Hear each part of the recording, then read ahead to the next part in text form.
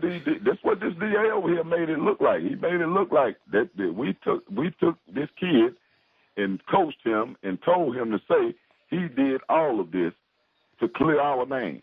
I mean, I'm 39, I'm a grown man, and if I did it, I did it. You know, I can handle the consequence behind whatever I've done. You know, so anyway, to make a long story short, they got to the end of the trial and everything, so I told my wife, I said, ain't no possible way this jury could believe all these kids that done got up here that don't even know us, and matter of fact, one of their witnesses that were witness for the DA, he got on the stand. He was the key witness. He got on the stand and admitted to them. Well, none of these people that's coming up here testifying was there at the scene of that accident when that so-called occurred. He got on the stand and said this, you know. But they still allowed these kids to get on the stand and humiliate and scoundrel and talk about my wife and sit there and lie to my wife in her face. Say my wife hit a man with a bat and I hit him with a stick and we kicked him, we stomped him. I weighed 276 pounds. This guy probably weighed 125 pounds soaking wet. I mean, you know, if a man of my size hit a man or do some damage to a man, this man would have some real damage to him. Right. So it was stated, I mean, we had a doctor to take the stand.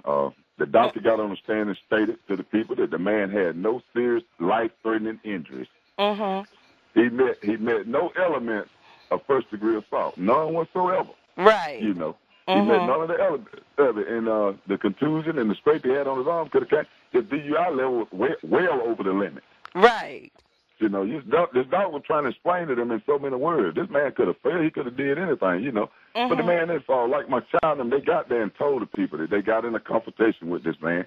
They got to fight with this man. He's fighting my 14-year-old child, and my 18-year-old come and want to know why was he jumping on his little brother. Right. That's okay, and this guy is 34 years old? He's 33 or 34, if I'm not mistaken. And as I understand, he's a registered sex offender as well? He's a registered sex offender in the state of Florida. But they say he's not a registered sex offender here in Alabama because Florida have a law that don't allow him to register here in the state of Alabama. You know, so I mean, that's something that I don't understand. You know, I don't understand that. I mean, I'm looking into that right now. You know, I'm wondering why you can go in another state and do a crime and then come back to one state and you're a Christian. You know. Oh my goodness. That's what I ain't understanding. You know, I mean, I feel like if you can rape somebody here, you can rape somebody just as well over here. That's right. Well, tell me this. You still have that same mentality. Was there any? Was there a bat? Was there a stick? There was never a bat. There was never a stick. It was never found. We went to jail that night. They had all the opportunity in the world to search our house. They had all the opportunity in the world to search our vehicles. They went up and investigated the crime scene 3 days later. Never taped it off. Never found a weapon. They never found a baller. They never found a brick. They never found a bat. They never found a stick. Nothing to say that this man was assaulted.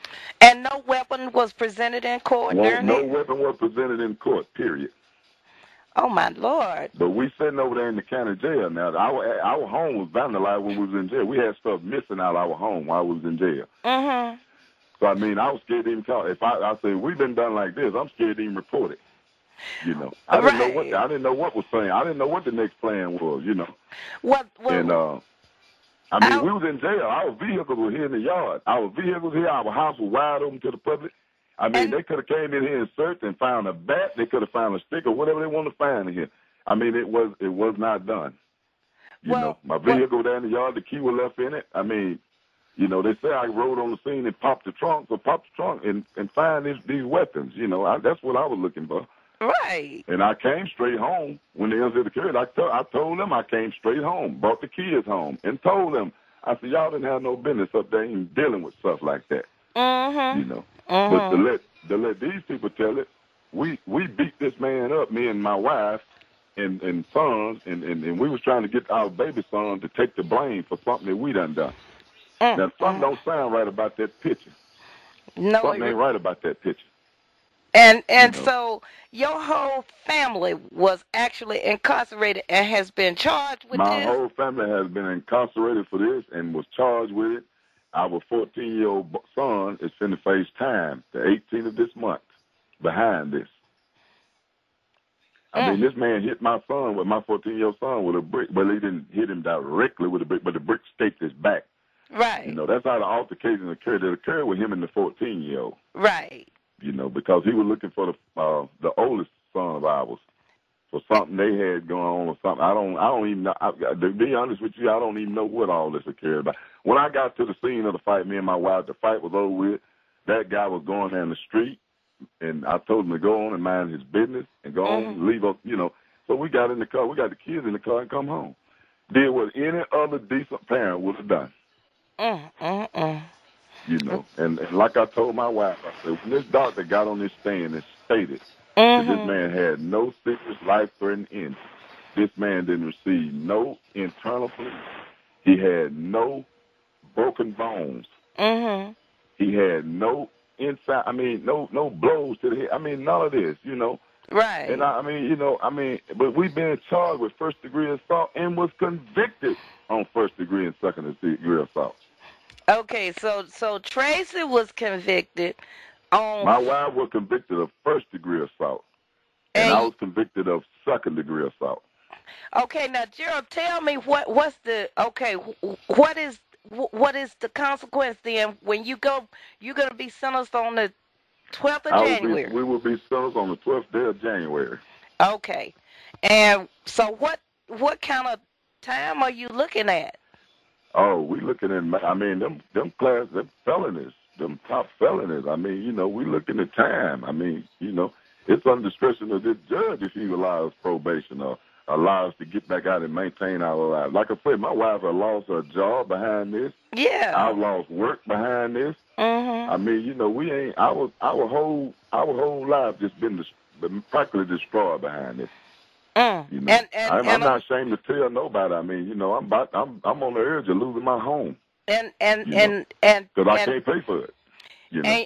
Okay, and your wife was diagnosed with MS also, right? My wife in the second stage of MS. My wife, she stayed at RMC in Anniston for a total of 10 days behind all of this. After all this occurred, because I guess it flared up on her. Her nerve got so bad till it flared that MS up. She had to stay in RMC hospital for a total of 10 days. And now she takes treatments. Okay. You know, I had to learn how to give her the treatment and all this kind of stuff, you know.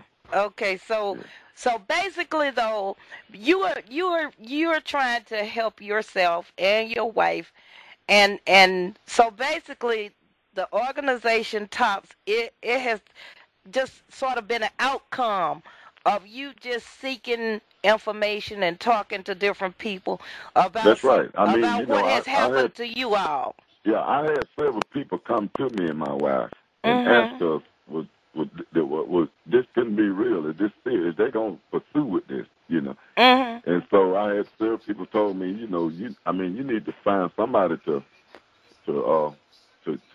reach out for this, man. I said, you know, they said this is not right. I mean, you know, how can you allow something to happen like this and you sitting back knowing, knowing what's what, you know. And I'm sure we as African Americans, we understand that this happens in our community all the time. Every day. This is not just the this first incident. Every day. This happened every day in the black community. Right, and I had an all-white jury. Yeah. And so this is why what you and Charles Burney are trying to do is get people involved in this organization so that you can have a group there that's already formed. That's right. I mean, you know, I don't know what I'm facing the 12th of this month. Right. But I promise you, I got people that's behind me and 100%. If I had to go do time or whatever, I'm going to still be out and be Jeremiah, Vice President of the top chapter at Clay County. Well, that's good.